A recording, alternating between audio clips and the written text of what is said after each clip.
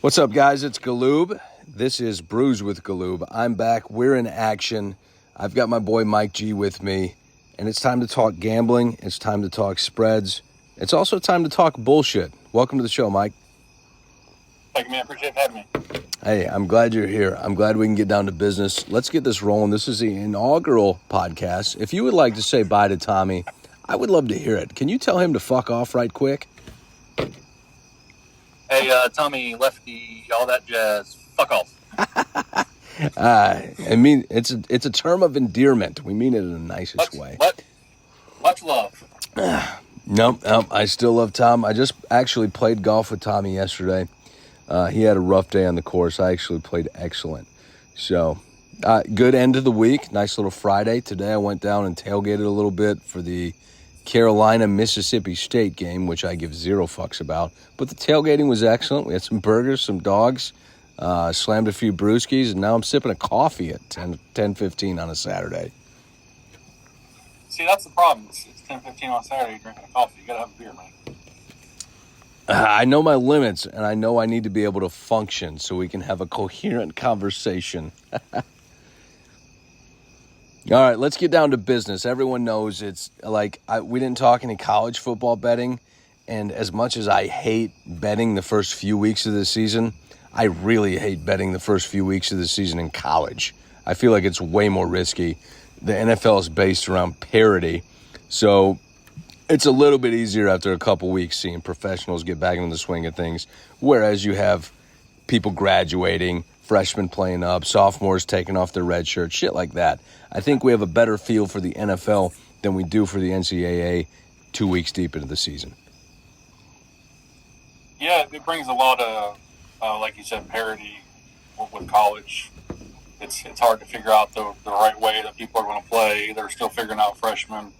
The NFL, the only thing you really got to worry about is everybody getting in the swing. And I think 3 weeks in, you've got a pretty good idea of where everybody sits. Right, exactly. And that's 100% what we're looking for. So, with that being said, let's talk NFL bets, because that's what everyone wants from us at this point, because I watch a ton of college, and I'll give you some lines once I get my feet wet. But NFL is the bread and butter. So, I want one favorite, one dog, and one lock. And I'm also going to throw in a 5-leg parlay that I like, and I'm going to play this weekend. You can play it too, but that'll be at the end. That's a treat. It's like when you go trick-or-treating, you hit the houses that give you the little candy like Smarties and fucking Jawbreakers and shit, and then you know that one house is giving you a full-size Snickers. I'm giving you that to end this thing. Everybody take advantage of that. If there's anything I'm good at, it's being taken advantage of after 6 beers. All right, so hit me with a favorite right off the bat here. Who is a team this week that is favored that you're rolling with and throwing money on the line? So I normally don't do double-digit spreads. I stay away from them. They scare me. But I really feel like it's time for Kansas City to open it up, and they're going to blow Chicago off the field. Justin Fields looks awful. Chicago looks awful. They're on the road in Kansas City, and the fact that it's only 12.5 probably worries me more. I think that could easily be 20-point win. Should be 20-point win. That would be my lock.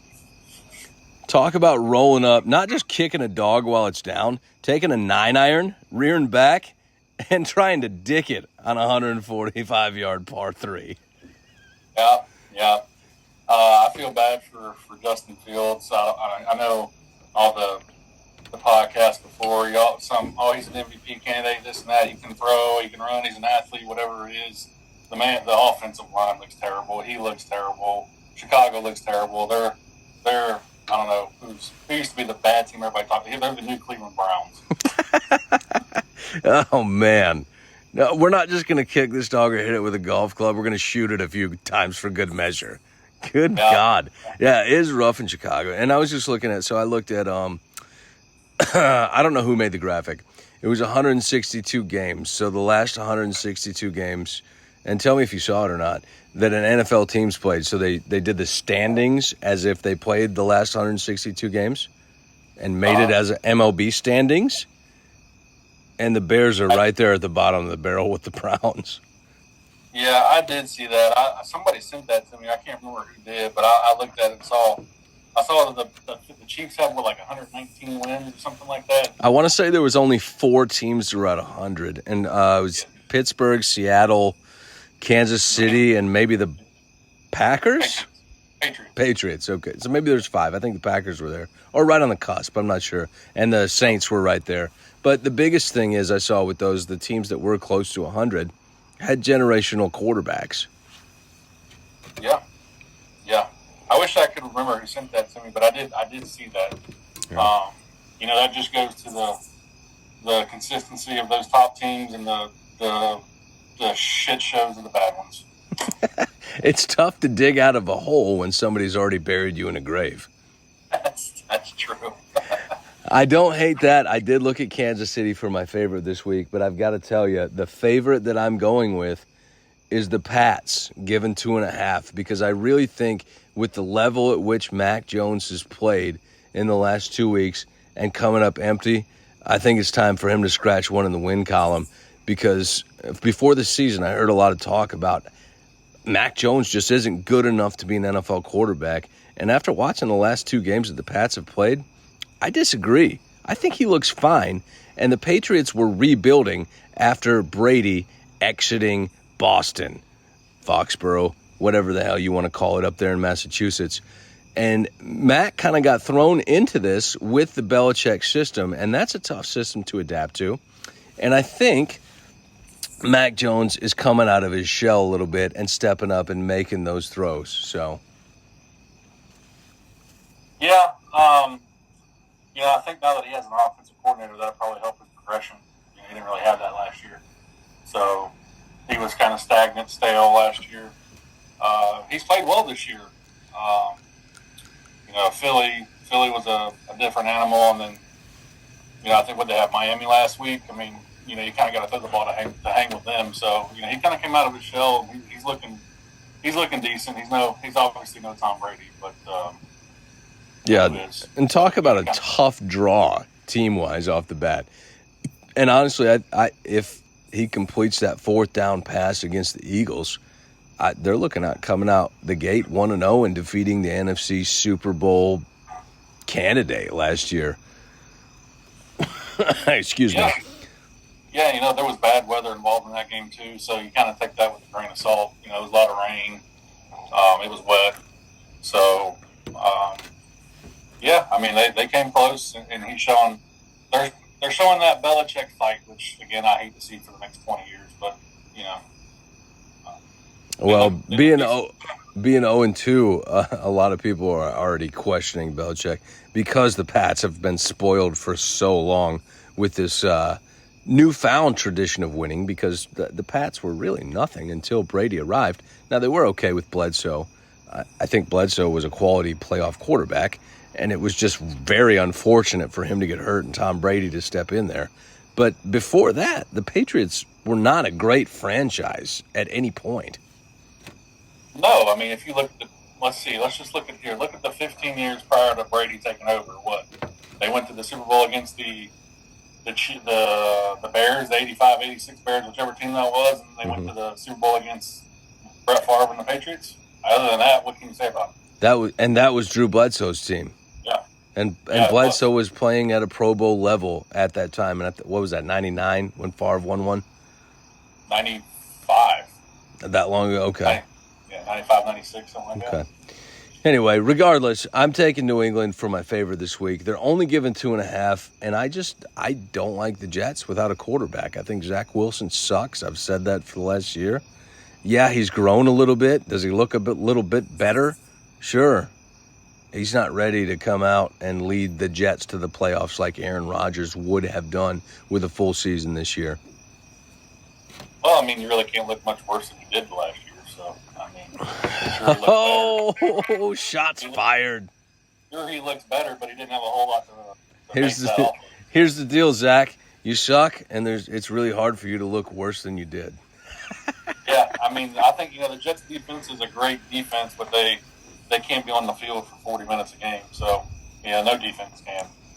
All right. I think I think you're right. I like that pick too. I don't hate it. That's why it's my favorite. Although it's not my lock. That'll come later, which will indubitably be incorrect because last year I was 2 for 15 on locks. Oh, that's bad. That's not good. Never mind. I'm taking the Jets. I'm going to call it an anomaly. And Carl took advantage of me and force-fed me delicious, tasty brewed beverages. That is almost statistically impossible to do that bad. It was pathetic. It almost became comical.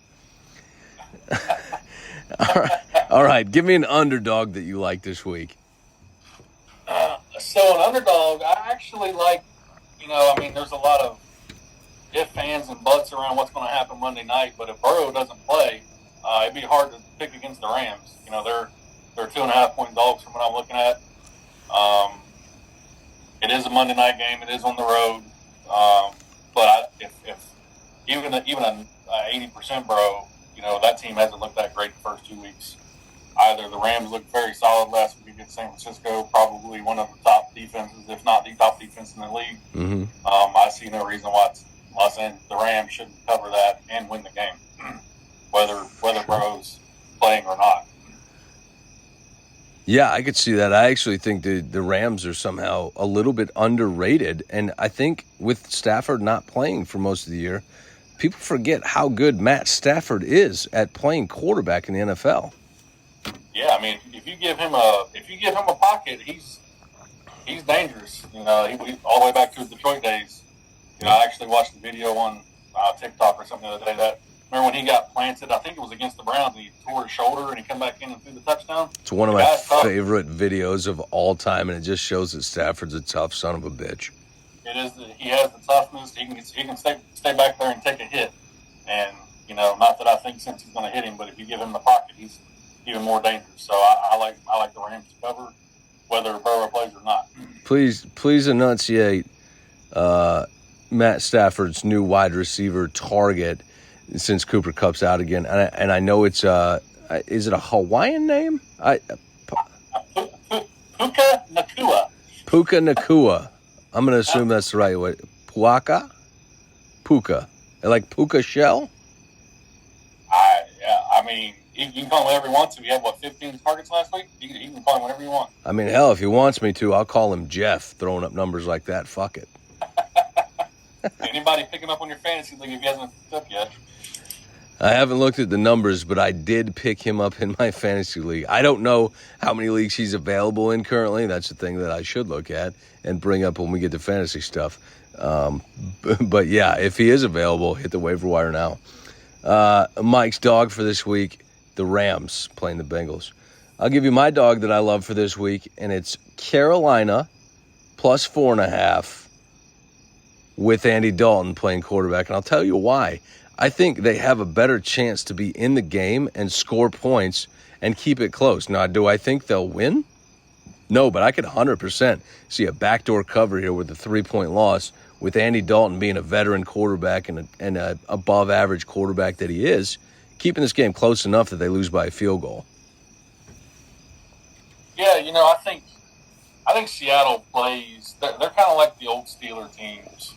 They play to their opponent. You're going to see a tight game. It is in Seattle.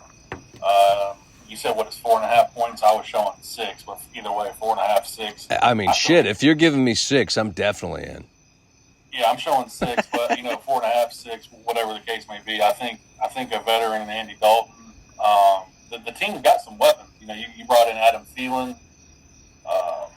They got a good running game. Would they bring him out? I think they got Miles Sanders now. Miles Sanders their playing defense well. is solid. You got that. Brian Burns coming off the end to make Chino's day long. I think one of the biggest selling points in this for me with Andy Dalton playing quarterback, which was my point, Carolina's offense has been a real problem with Bryce Young. But their defense is still playing fantastic. So if Andy Dalton can play well enough to keep the defense off the field, and they're fresh every time, their secondary is outstanding. And Carolina's defense as a whole is well above average, definitely, I think, top 10. I I think they're just having to stay on the field a lot more than they should with an inexperienced young Bryce Young playing quarterback who can't see over me if I was the center. Hopefully he figures out how to slide long term, but I think with Andy Dalton playing, I would say I think they'll cover, and I think they have a real shot to win the game. Yeah, I think you're right. I think they have a real shot to win the game. Bryce is still inexperienced. He has that first read and he wants to run the ball. I think you put Andy back there, you're going to have smart decisions. You're not going to have turnovers. Yeah.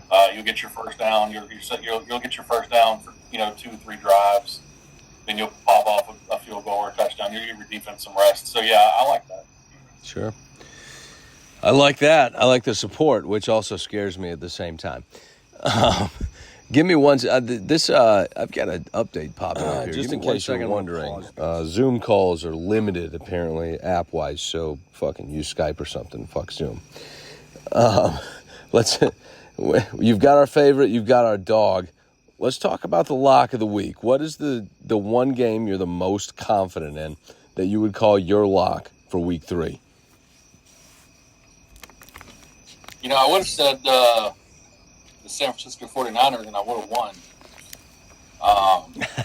That ship has sailed. I like it, but we just couldn't make the logistics work. And obviously we still have some bugs to work out logistically when it comes to creating audio to transfer onto a tape.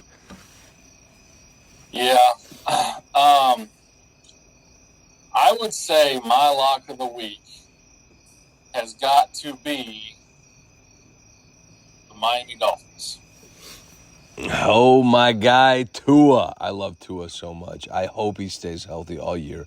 I love Mike McDaniel. I love everything that is happening in South Beach. Yep. The offense looks unstoppable. I know there's some question marks whether or not, I haven't heard if he's going to play or not. Jalen Waddle is in the concussion protocol.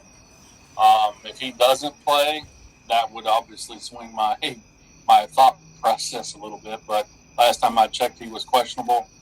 But a healthy Waddle, I would say Miami lock of the week. Like that. Denver's defense doesn't look like they can stop a cold. Russ is still figuring out how to play in Sean Payton's offense. It's in Miami.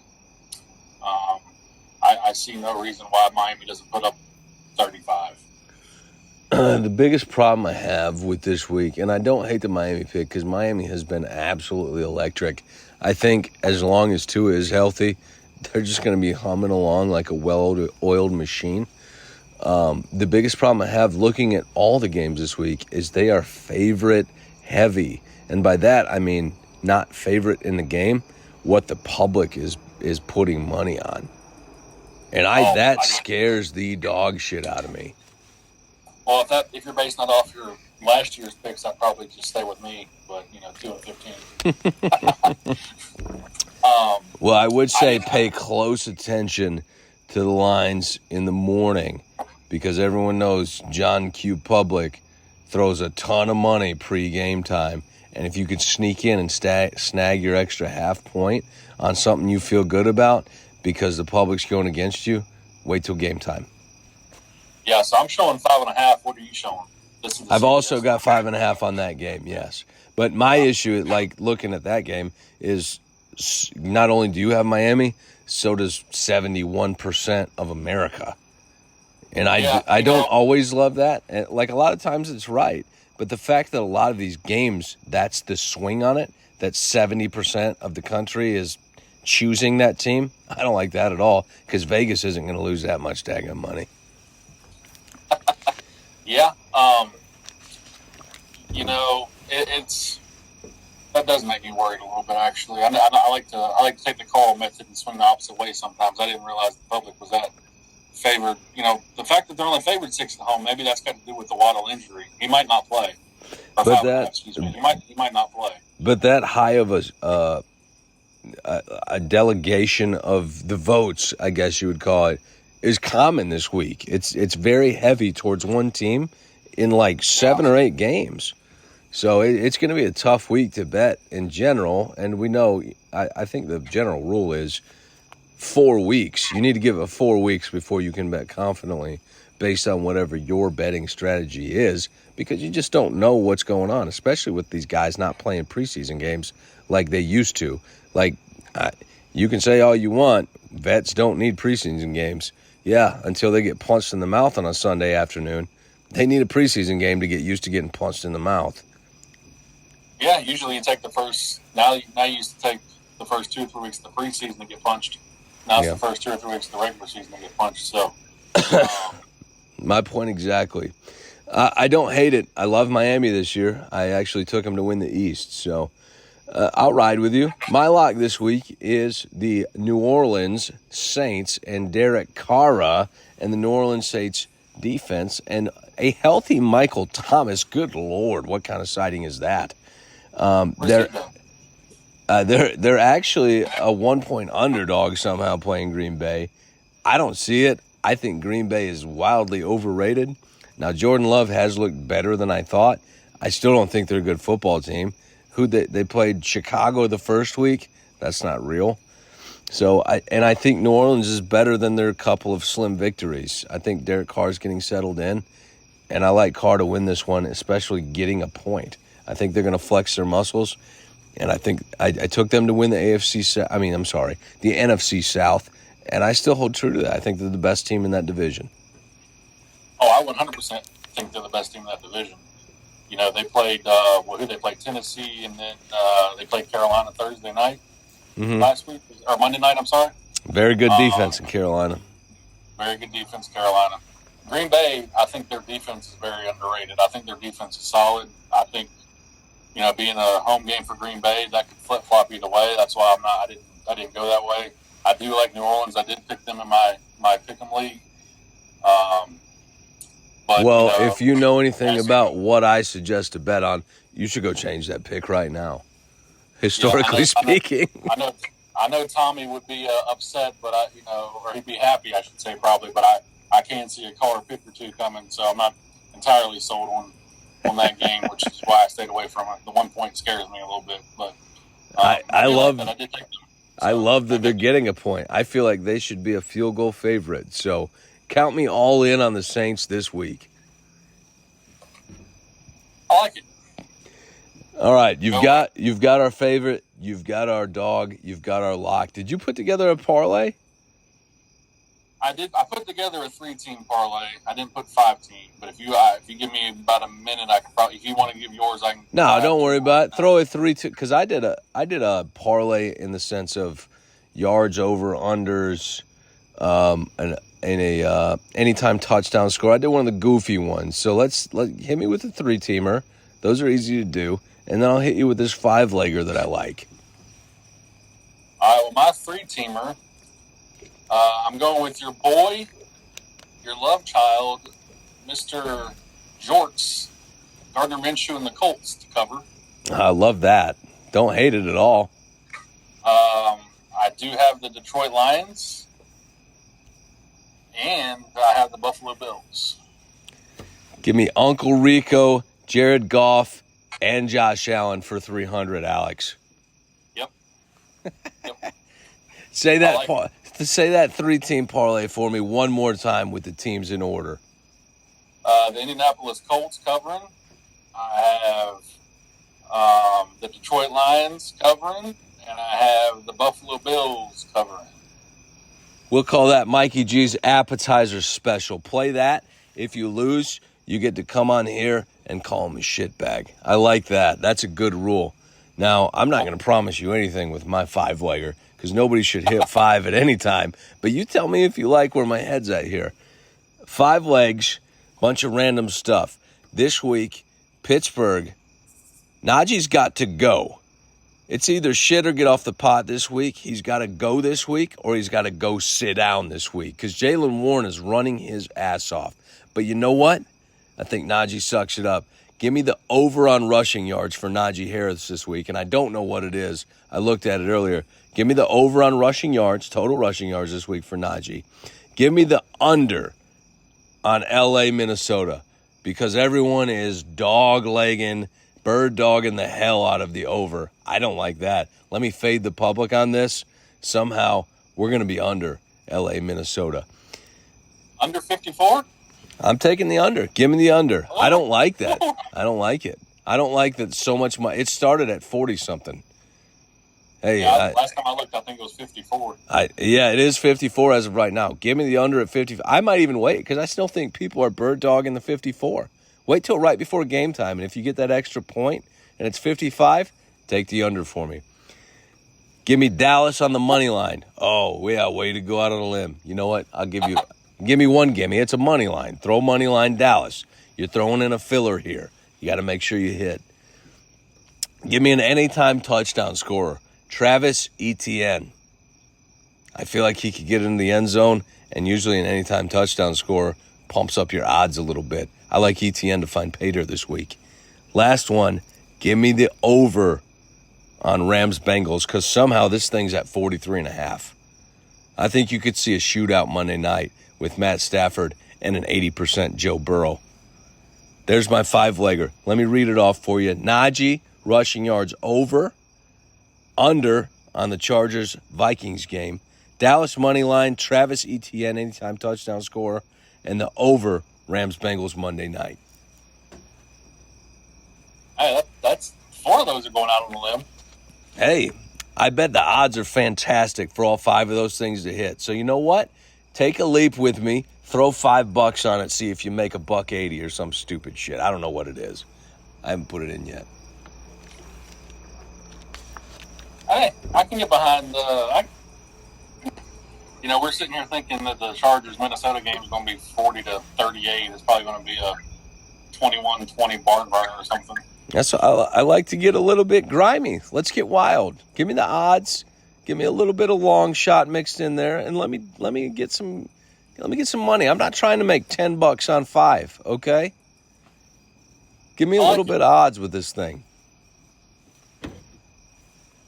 Anyway, anything else interesting you saw today? Because we need to wrap this thing up. Hilarious that the Colorado Buffaloes got the dog shit kicked out of them today when they played a real football team. Bo Nix looked pretty good. The entire Oregon defense looked pretty good. Shedeur Sanders had no time, which he hasn't had the whole time. But Oregon's DBs had those wide receivers blanketed, son. Yeah, that was a embarrassment. I know it's 14-10 with 7 seconds to go. Ohio State in the 1 right now. Get ready to find out what's going to happen in this game. But this has been a great game. Going to Sundays, one of the things I hope to see is before we leave the field Sunday night against the Raiders, we fired our offensive coordinator. Because you talk about a quarterback not having time to throw the football. Pickett's back there looking like he's running for his life. So somehow Matt Canada still has a job. I'm astonished that Mr. Rooney didn't walk down to that booth that he sits in and tell him to get the fuck out in the middle of the game last game. Because that was a pathetic showing.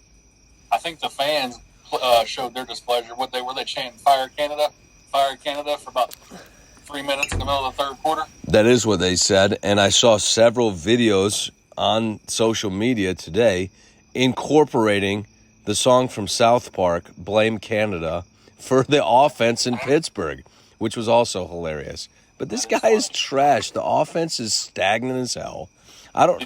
I tried to defend the guy for a long time. Oh, maybe he's dumbing down the offense for Kenny because Kenny's not ready to get intricate. Bullshit. Not at this point. At this point, you just suck. The offensive line looks terrible. We've got weapons. There's weapons. You don't know how to utilize them. We went out in the free agent market and, we picked up a solid guard from the Eagles who started for the Super Bowl representatives of the NFC, drafted a left tackle, and, we look worse than we did last year. I really don't know what to say about that. I did read something, I think it was yesterday, since Matt Canada has become our OC, we are the only team in the NFL that does not have a 400-yard game as an offense. So I think that you talk about the gimmicky stuff, that needs to go, and we need to get a real OC in there. And Ohio State just scored as time expired to win the game. I don't love that. All right, Buckeyes win the game. Colorado Buffaloes get waxed. Now, I think they were overrated in the first place, but they had a 19 ranking going against Oregon, who is, 10?